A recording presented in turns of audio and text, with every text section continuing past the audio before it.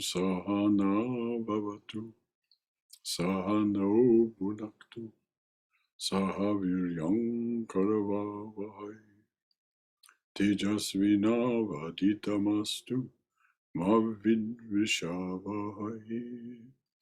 Om Shanti Shanti Shanti. Om, may the Divine Being look over us lovingly as a mother and father. May the Divine Being support and nourish us as a mother and father. May we have the strength and skill to study together the art of spirituality. May no misunderstandings arise amongst us. Om, peace, peace, peace and beneficence be unto us and to all beloved beings everywhere. Well, good evening, everyone, and welcome to our Tuesday evening study of the life and, as it happens now, the passing from this world of the Holy Mother Sri Sarada Devi. The book is by Swami Chaitanananda, Sri Sarada Devi, Her Divine Play, and we are going to read the epilogue. Now, I'm not going to say anything. I just got out of the hospital a couple of days ago, as you know. So I'm just going to be quiet and let our beloved reader, Haima, read the epilogue to us. And if at any point you feel like you want to express something from your own wisdom or experience, or express any concern or ask a question, sure, please just do break in. But I won't interrupt her. Okay. Thank you, Brother Shankara. Do you want me to start from the beginning, Brother Shankara? It's only one page. Epilogue. The epilogue, yes. Yes, I'll start from the beginning, since it's been a couple of weeks ago we started. You want me to go ahead? Please. Okay. Good evening and namaste, everybody. We are on page 763, epilogue. I'm going to start from the beginning. I salute the Divine Mother Sri Sarada Devi and Sri Ramakrishna, the Guru of the world. Taking shelter at their lotus feet, I bow down to them again and again. We have made a long journey with Holy Mother, following her divine drama with innumerable characters over a period of nearly 7 decades. Readers might be curious to know what happened after her passing away to some of the people who performed important roles in Holy Mother's play. Blessed are those souls who recognize the Mother's divinity by her grace, and equally blessed are they who recognized her as human. We can see the Mother's divine and human aspects through them. They all left their wonderful experiences and fascinating stories, which are now objects of meditation for us. And next subheading is Holy Mother's Nieces. Appendix 5 presents Holy Mother's family tree, which will help the reader to visualize her connection with her close relations. Holy Mother's nieces Nalini, Sushila, known as Maku, and Radharani, known as Radhu, revealed her human aspects. Though they had their sweet and loving aspects, these women were often jealous, angry, selfish, sensitive, narrow-minded, and quarrelsome. Nalini had a hysterical mania for cleanliness and purity, and the others had a strong attachment to worldly life. One should not be upset by the strange behavior of these women and their ill treatment of their aunt, because they were acting in their roles to glorify the life of the mother. In Holy Mother's divine drama, they represented people who are endowed with more or less similar traits. It is worth nothing how Holy Mother lived harmoniously among these complex characters, how she tackled their problems and maintained her sanity. Her teachings to her nieces are meant for all human beings who have similar problems. Her love and compassion, forbearance and forgiveness conquered their hearts, and despite their shortcomings, they knew that their aunt was there all in all. When Holy Mother passed away, her niece's miserable condition was like that of the relatives of Krishna when he departed from the world. Uddhava described it to Vidura. The world is unfortunate, and more unfortunate are the people of the Yadu dynasty.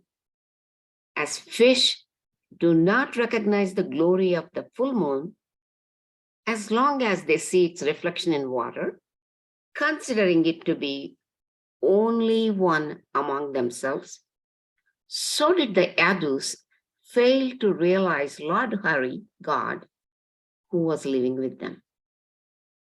It's amazing that they did not know Krishna was the Lord of all beings, but under the influence of Maya, some looked upon him as the chief of their dynasty, some as a relative, some as a friend, and others as an enemy. Next, we're talking about Nalini. Holy Mother's oldest brother's name was Prasanna, and his wife was Rampriya. They had two daughters, Nalini, who was born probably in the early 1890s, and Maku, who was born in 1896. In 1900, Nalini was married to Pramatanath Bhattacharya of Gogat, a village a few miles from Jairampati and near Karmapukur. Holy Mother helped organize Nalini's marriage ceremony. But Nalini never developed a relationship with her husband's family. Quite often, she left her husband's home and returned to her parents in Jairampati. Prasanna was working as a priest in Calcutta and had rented a tiled house in the Simla area. His wife, Rampriya, his daughters, and Nalini's husbands were living with him there. During this time, Pramata became very ill with what the doctor diagnosed as double pneumonia. Holy Mother was then living at M's house, and she visited Pramata a few times.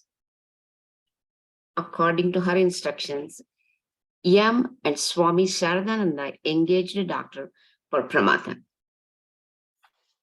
This doctor late became her disciple. Pramata recuperated and later returned to Gogat. In 1905, Rampriya died of cholera in Jairampati. Prasanna was working in Calcutta, so Nalini and Maku became members of Holy Mother's household. Following his wife's death, Prasanna married a woman named Subhashini. Nalini and Maku did not like their stepmother, so they remained with Holy Mother. Nalini avoided going to her husband's home because the family was poor and she was not treated well there. One day, her husband came with a bullock cart to pick her up, but she closed the door and would not come out. The mother asked her to go with her husband, but she threatened to commit suicide if she was forced to go. Pramata left disappointed. Nalini and Surabala, the wife of Holy Mother's youngest brother, Abhyacharan, lived with the mother. They quarreled and fought most of the time. Their relationship was like that of a snake and a mongoose. Observing Nalini's low self-esteem, Holy Mother sometimes gave her some responsibilities to make her feel a little important. However, this encouraged her bossy tendency, and she sometimes quarreled with Mandakini, the mother's attendant. Nalini was always jealous of Surabala's daughter, Radhu, because the mother paid more attention to her and spent a lot of money on her. Sometimes Nalini tortured herself to get more attention and favor from the mother. She was quite a character, but the mother forgave all her shortcomings and treated her as her own daughter. She traveled with the mother back and forth between Jairambati and Calcutta. Nalini was present when the mother passed away. Afterwards, she moved into the mother's house in Jairambati. She lived there for a few years, but was not happy. Swami Parameshwarananda asked Swami Sharadananda to arrange for Nalini to stay at Udbodhan house. But instead, the Swami made arrangements for her to live at the boarding house of the Nivedita school in Calcutta. Nalini died in 1928 or 1929. According to an eyewitness account, she pitifully cried to Holy Mother during her last illness, saying, "Aunt, take me with you. I can't bear any more suffering, and people do not care for me." During her last moment, instead of "Aunt," she said, "Mother, take me. Mother, take me." And thus Nalini breathed her last. Nalini played her role very well in the divine drama of Holy Mother. Through her, we have received some wonderful teachings of the Mother, such as what to pray for desirelessness, how to offer food to the Master, and how to serve food to others, Amzad, how to live harmoniously in family life, and so on. Next, Sushila. Hi, this is Jeff. Yes, please. Any comments? Yes, I wanted to point out in the previous paragraph at the end where Nalini calls out for Holy Mother. That was 8 or 9 years after Holy Mother had left the body, and so it shows how she was still a presence in Nalini's life and consciousness. And I was just doing the math and wanted to point that out. It seems like she had some self-realization. She was not just an aunt, she was mother. That's why she said, "Mother, take me, mother, take me." And then she breathed her last. Before her last breath, she said mother instead of aunt. Right. I see a little bit of self-realization just in her, some change at the end. Just in the nick of time too, right? Exactly. It came in the last minute. Anyone else? Any comments? Please do. I'll stop every paragraph or every couple of paragraphs.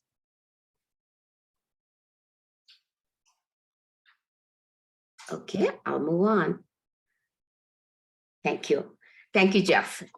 Next, we're moving on to Sushila Maku. In 1908, when Maku was 12 years old, Holy Mother arranged her marriage to Pramatanath Chattopadhyay, the son of Vidyanath Chattopadhyay of Tajpur, a village a few miles from Jairambati. Maku lived with her husband for some time, but mostly she lived with Holy Mother in Jairampati and also in Calcutta. In fact, her husband also sometimes stayed in Jairampati. While in Calcutta, the mother sent Maku and Radhu to the missionary girls' school, where they learned how to read and write. Sometimes the mother dictated answers to devotees' letters to them. They also read books to Holy Mother at her request. They looked upon Holy Mother as their own mother, and she tried to fulfill their demands.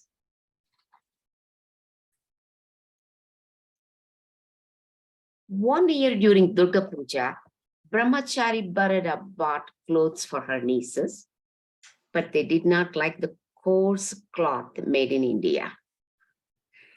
Instead, they wanted fine cloths made in England. So to make them happy, the mother asked another attendant to buy English cloths for them. In 1919 at Vishnupur, an astrologer read Maku's palm and predicted that her children would not survive long enough to see each other. Maku was scared and related this prediction to the mother with the tearful eyes. The mother then asked the astrologer how to counteract that bad omen, and she had the rituals he recommended performed according to his instructions. Both Radhu and Maku were pregnant and staying with the mother in Kolkara. Without asking the mother's permission, Nalini left for Jairampati with Maku and her son Neda. Holy Mother lamented. Neda developed diphtheria. Although the mother and Swami Saradananda arranged for Neda's treatment, he passed away in Jairampati. The mother was fond of Neda and cried for him. She remarked, this boy was a great soul, a fallen yogi in his previous birth. This was his last birth. Once Maku was suffering from a high fever and crying for her mother. Holy Mother asked her stepmother to look after her. But while Subhashini was rubbing Maku's forehead, Maku was searching for the mother.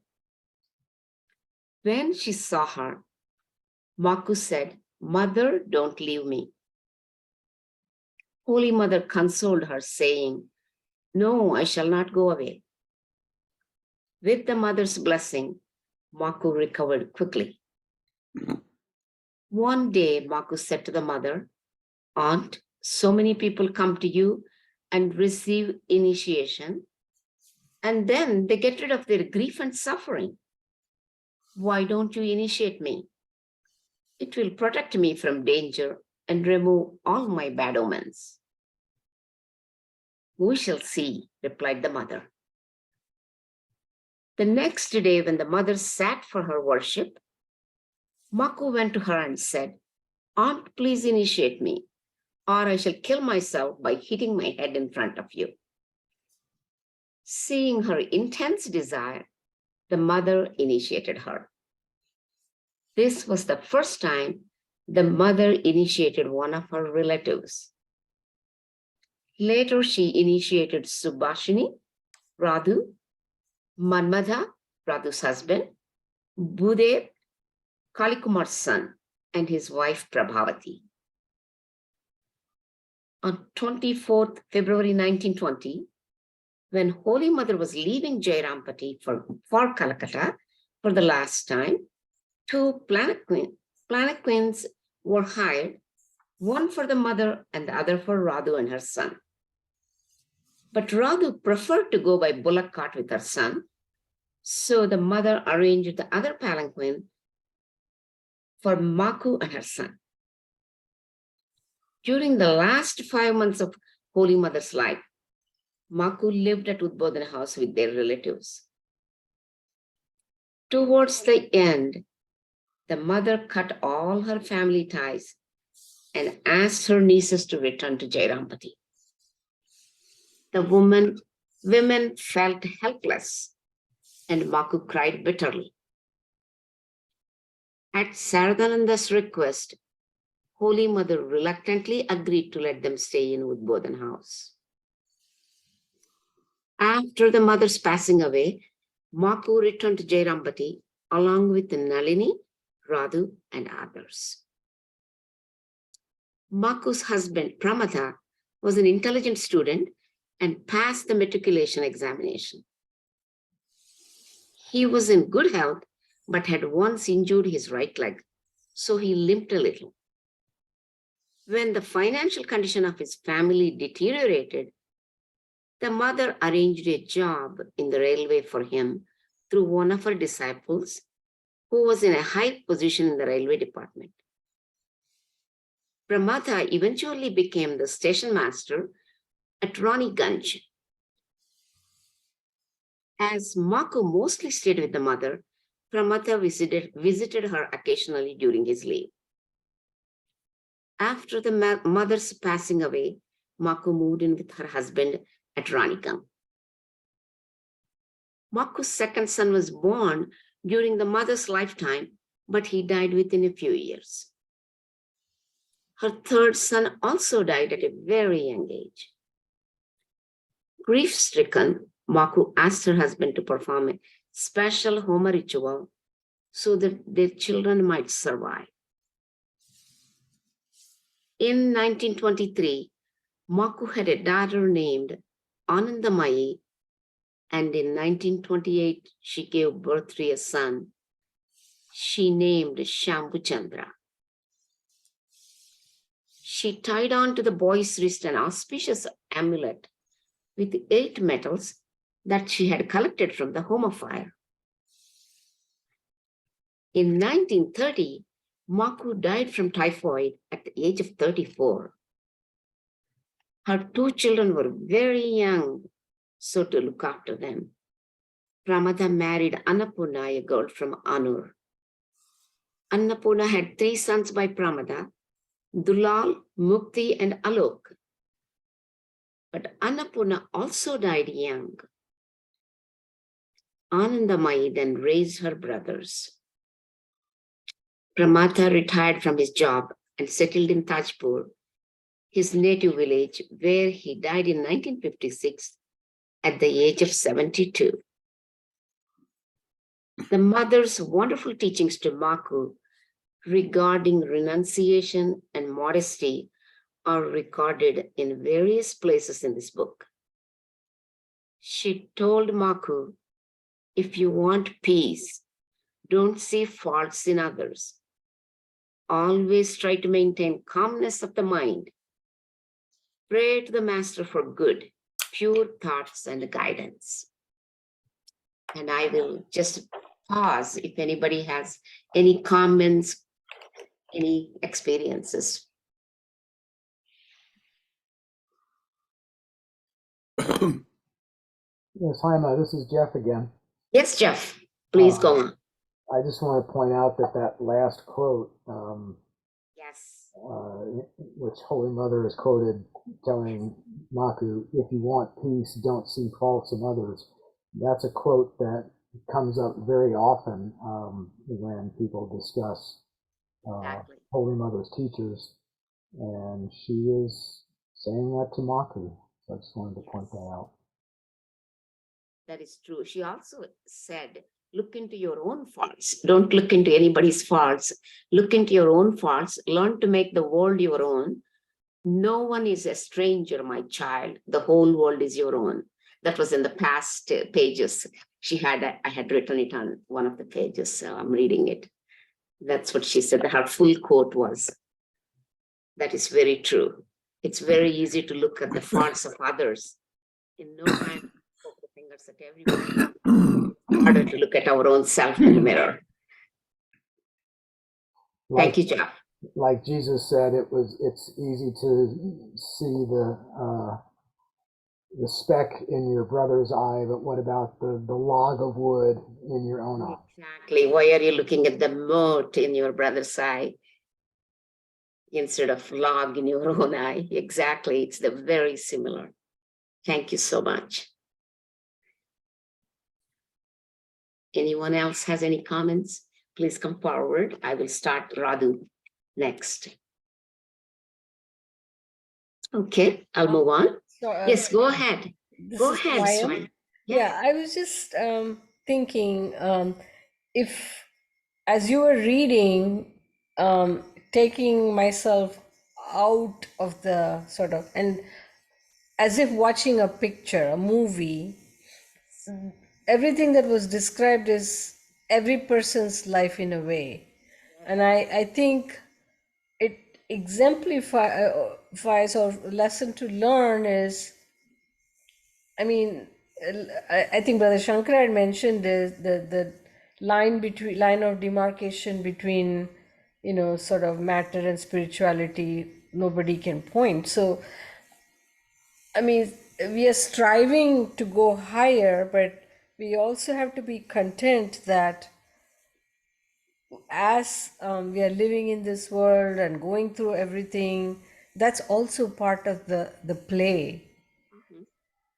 And learn to, have fun with the play, kind of. It's not easy all the time, but I don't know if I made any sense, but I just felt like I was watching a movie as you were reading. Yes. Thank you. It's true. It's not as easy as mother says it, but at least we can strive for that. We can all strive for that. Thank you, Swayam. Anything else?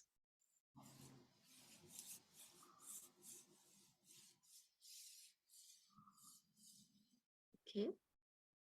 I will move on then if no one has any comments or experiences. Thank you, Swayam and Jeff. Next suffering is Radhu. Radhu played a special role in Holy Mother's life, as the mother repeatedly told the devotees. Radhu was born in 1900 after her father's death. Her mother, Surabala, was almost insane. See chapters 18 and 19 for details on Radhu's life. Holy Mother raised Radhu, sent her to school, arranged her marriage, and looked after her son. Radhu was the mother's constant companion for 20 years. The mother dictated letters to Radhu, and sometimes Radhu read books to the mother. Holy Mother would have preferred that Radhu serve the master instead of getting married, but Surabala insisted on Radhu's marriage. Holy Mother reluctantly arranged to have her married to Manmadanath Chattopadhyay of Tajpur, a village a few miles from Jairampati. Maku's husband Pramada and Radhu's husband Manmada were cousins. The mother sent Gaurima to Tajpur to get information about the bridegroom and his family. She met Manmada, then a teenage boy, on the street when he was carrying some mangoes. Radhu was 11 years old when the wedding was held on 10th June, 1911. Manmada was born into a wealthy family, so he never tried to earn money and support himself. He spent his time playing cards and singing songs. He was fond of music, so the mother bought a harmonium for him. He was whimsical, humorous, and immature. When he was young, he made a mini zoo at his house, collecting a peacock, a cockatoo, a rabbit, a mongoose, a white rat, a pigeon, and other animals. He also loved trees and plants and made a garden. He stayed mostly with Radhu and thus became a member of the mother's household in Jairampati and Calcutta. When the income from their land decreased, Manmada's family fell into a financial crisis. As she did for Pramada, the mother arranged a job for Manmada in the railway, but he had no desire to work. I just want to make a comment here for my fellow devotees, spiritual devotees and Brother Shankara.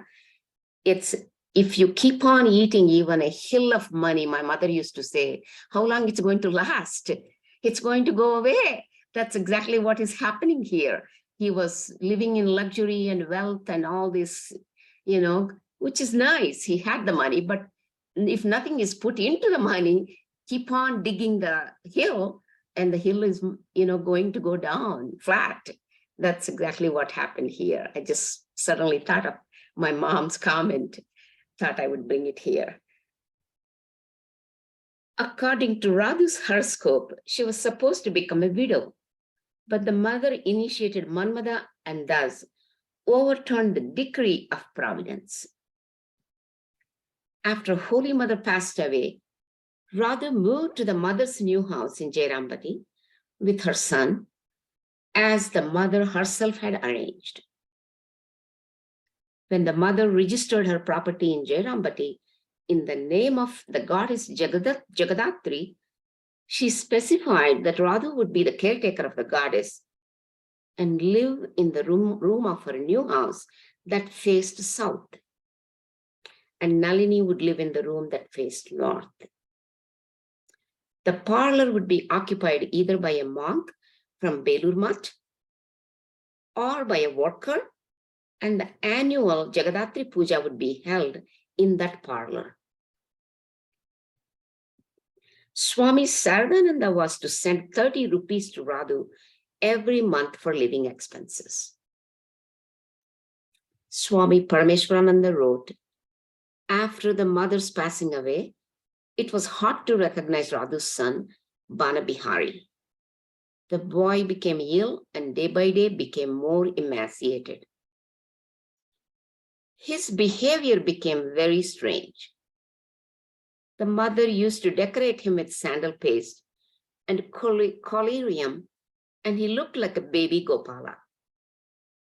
When he crawled and later walked, he looked as beautiful as Gopala. Gopala means Krishna, baby Krishna. One day I said to the mother, Mother, you have brought the living Gopala by worshipping the image Gopala. The mother replied, you're right, my son. The worshipper brings the deity to the world. As long as the worshipper stays, the deity stays. I realized the truth of the mother's words when Radhu returned to Jairambati with her son after the mother's passing away. Bana Bihari was restless and greedy. He had lost all his charm.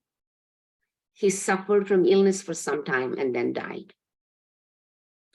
After the mother's passing away, Manmada visited Vibhuti Ghosh in Bankura, a great devotee of the mother, to ask him for financial help. Manmada stayed often at the Ramakrishna Ashrama there. Vibhuti helped him to open a bookshop in Bankura, but Manmada could not manage it.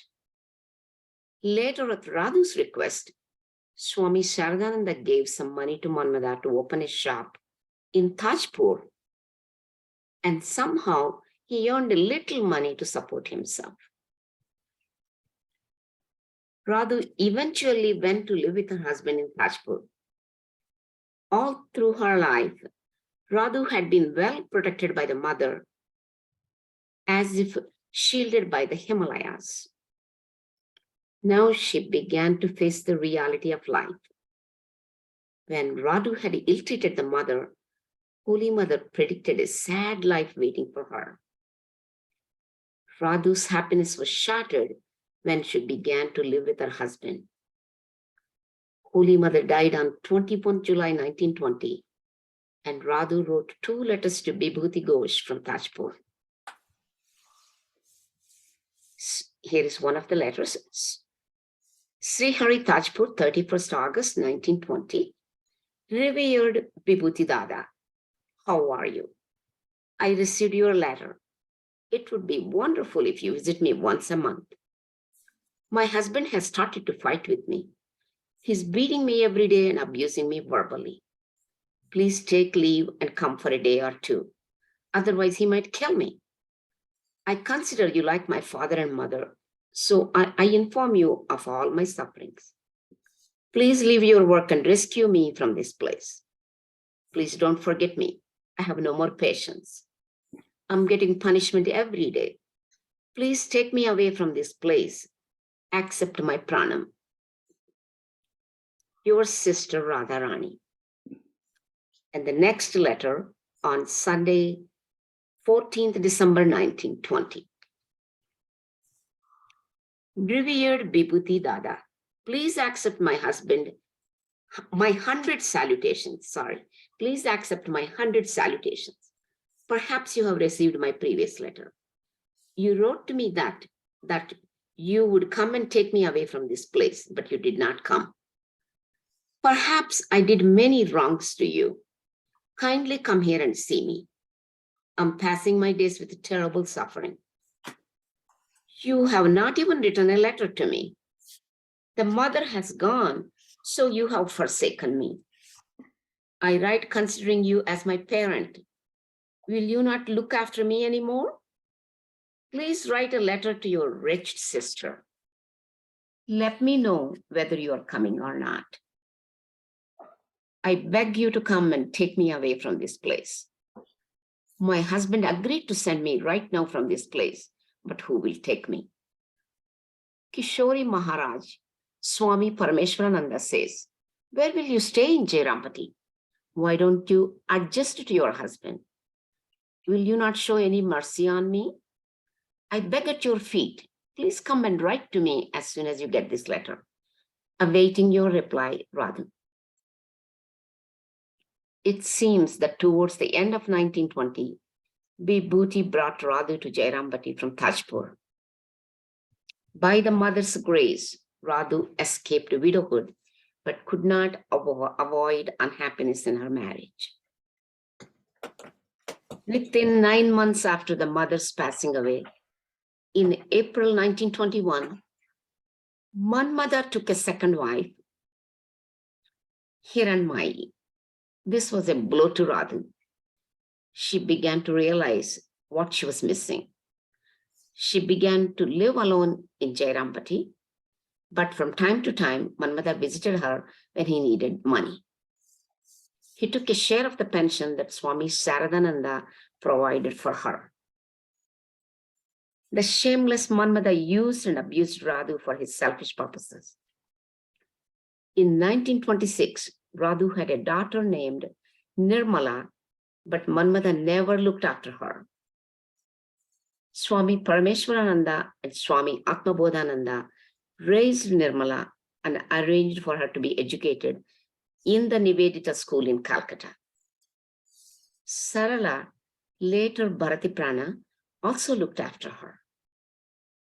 When Nirmala was grown up, Swami Parameshwarananda arranged her marriage with Vaidehinandan Mukhopajaya of Raghubati. Swami Ishananda wrote about Radhu's last illness. It was July-August 1940, Bhadra 1347 BE. The mother's dearest Radhu was living in the mother's room at Jairampati. She had been suffering from malaria for some time.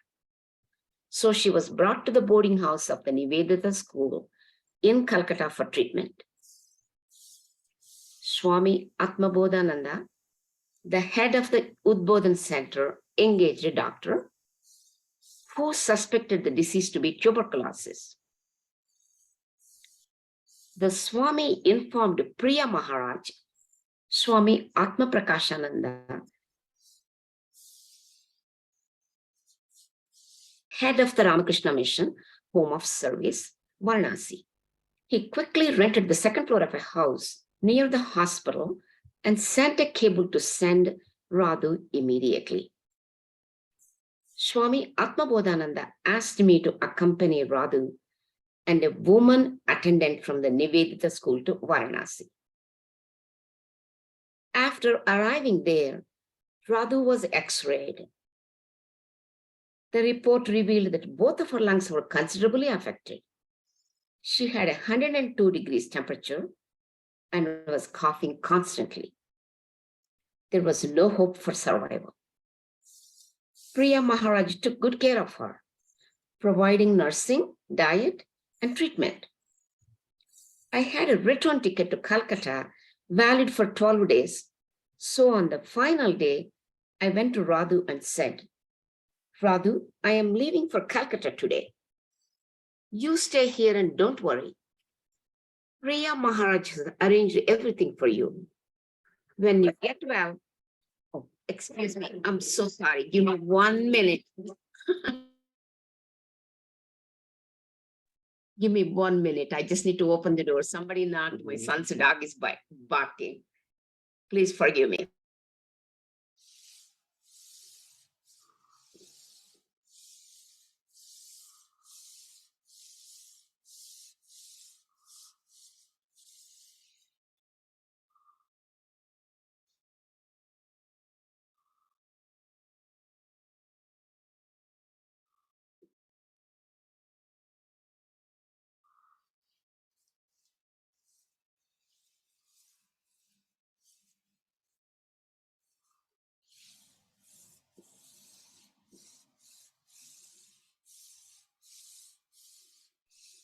Thank you so much. I apologize for the interruption. I had to open the door for my son.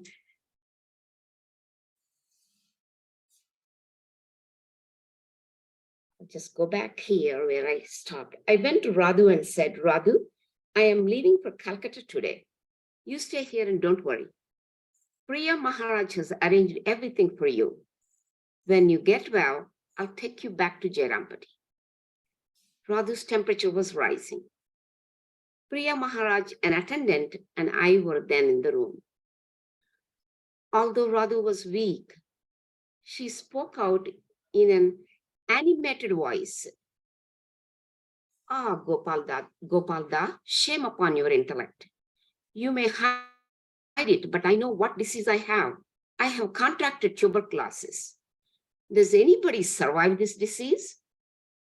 You are telling me that I will go to Jairampati after recovery. I said, Radhu, don't think about all those things. Priya Maharaj has arranged your treatment and nursing. If you need anything, the Swami will provide. Don't worry. Radhu replied, Gopalda, you are just trying to console me. You are leaving me in Varanasi because you think that if I die here, I will get liberation. Have you got this kind of knowledge after living with the mother for such a long time? The mother took responsibility for me, arranged everything for me from my very birth, and even left her own room in Jairampati for me. She's my only refuge. Has she not arranged for my liberation? If I die even in a dump, liberation is in my palm by the grace of the mother. Brother, you don't need to worry about that. Tears trickled from the eyes of Priya Maharaj, and I stood there with my head bent down. Radhu continued, the mother had already arranged the place where I will die. You don't have to think about that. Any comments from anybody for this?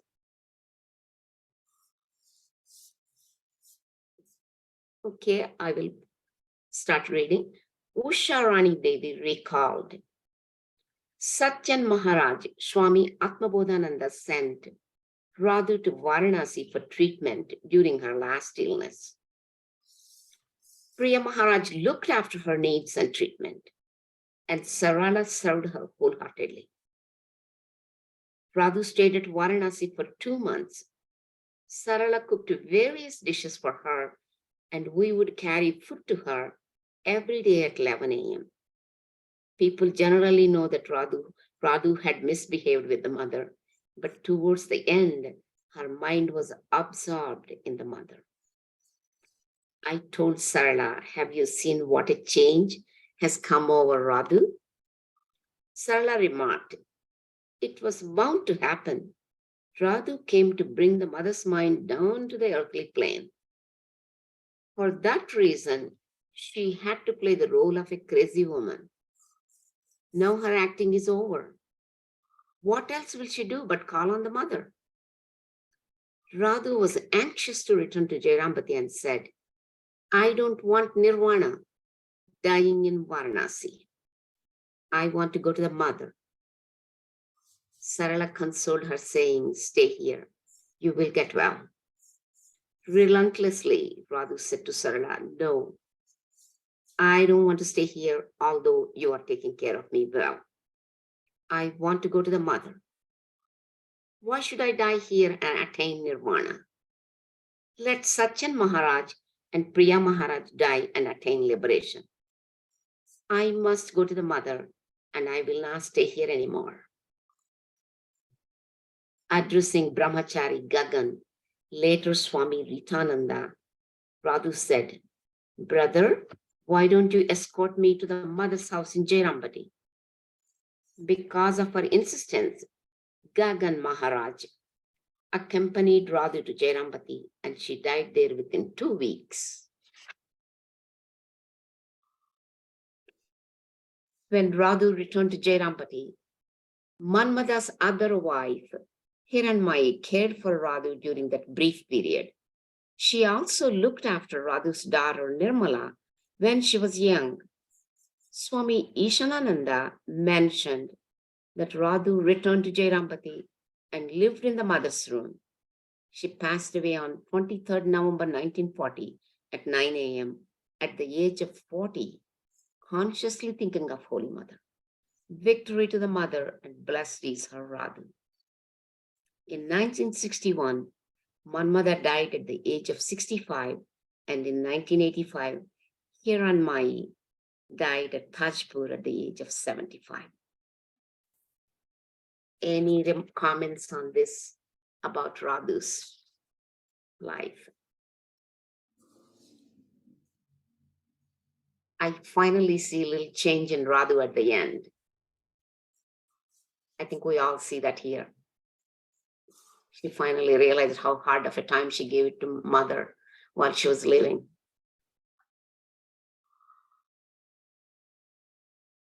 Any comments from anyone else?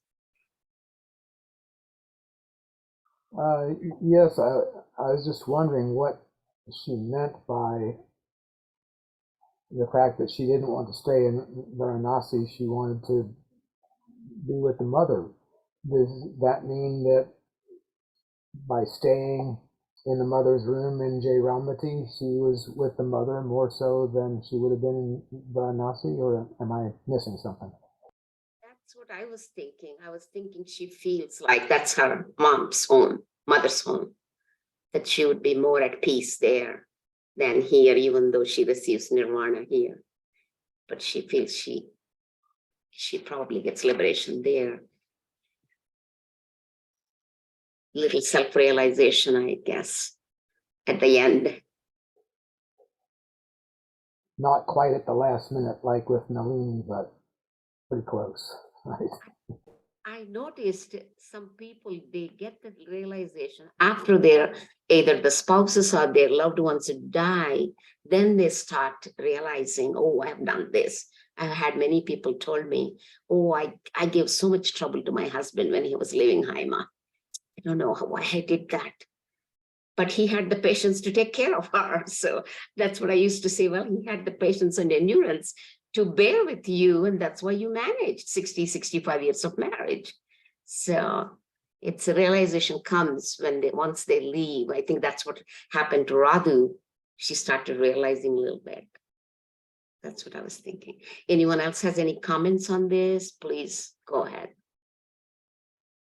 Oh, I'd like to say that also when they lose a loved one like that, they realize that everything in this world is temporary, and so it's a further bit of enlightenment, I think, that they experience then. That's true. That's a good point, Jeff. Thank you.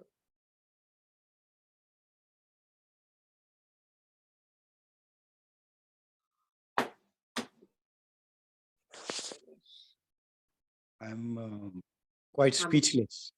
Hi, Maji. Thank you for yes. waiting. And I'm glad Brother Shankara is back in action. Good to see you all. Good to see you too, Shailesh. Thank you for chiming in. I'm speechless, I'm speechless, literally. Isn't it? The good. Hearing Nalini's and Maku's and Radhu's Right. life and what happened. Because, as mother's life, reading and understanding is important, is equally important about what happened to these people who were so close.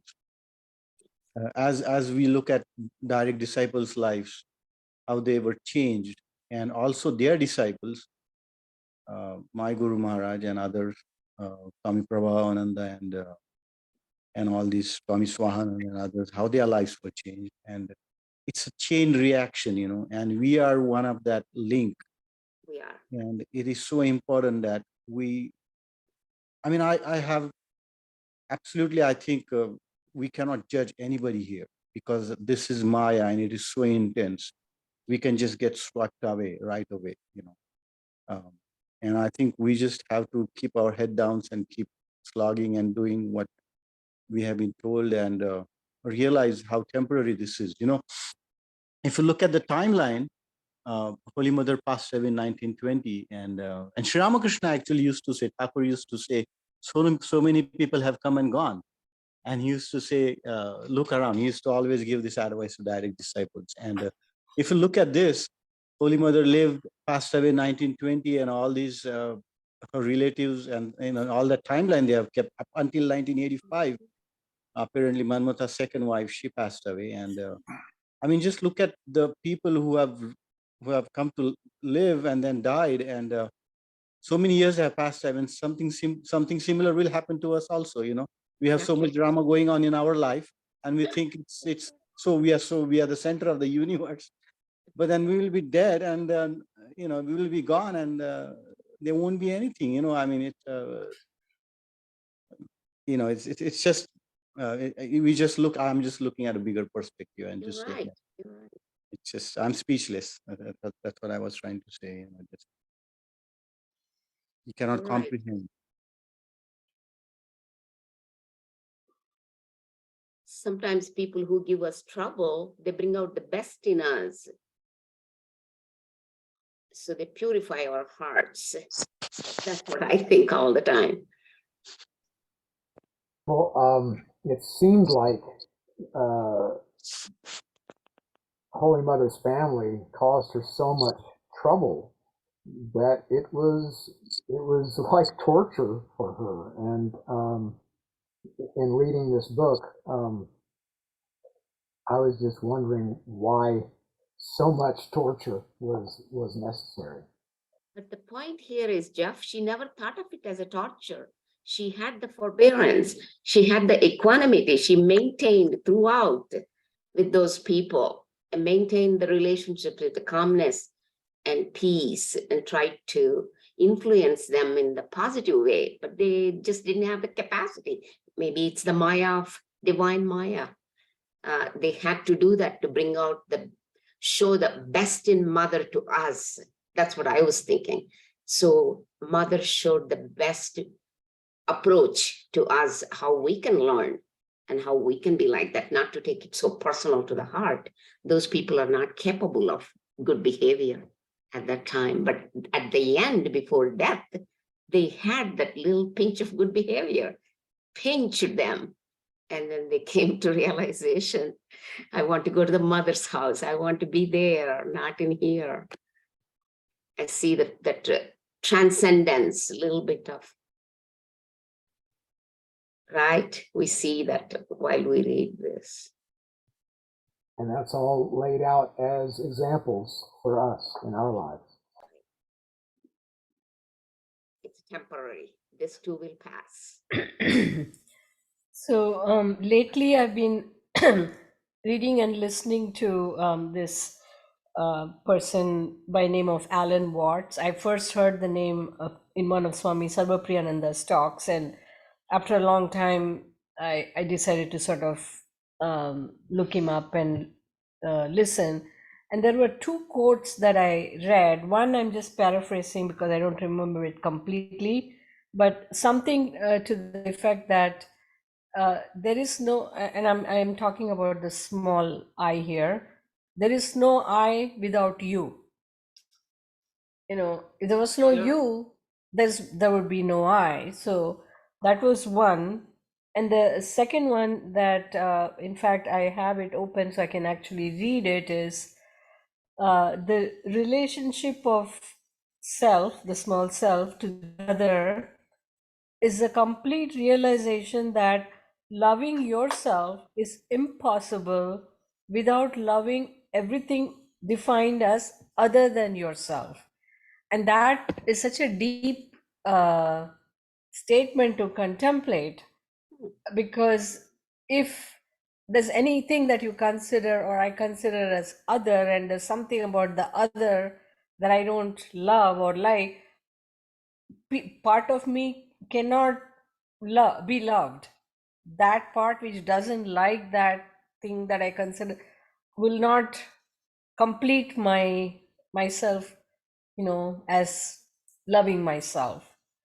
So I think in Radhu's case, and as time went on, of course, in what we understand, this is a divine play and she had a role, but to take to see it as it is in terms of the humanness of it, I feel like she got to the point where she loved the other, so she was able to love herself as a whole. And you know, a lot of people find comfort in going to their original, what they consider as their favorite place to give up their life.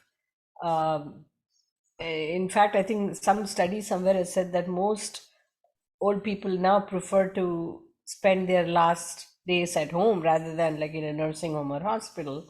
That's And true. to Radhu, I think Jairam Bhatti was her home, and she had a lot of good memories associated as well, and this feeling of security.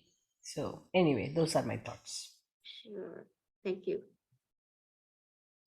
Anyone else?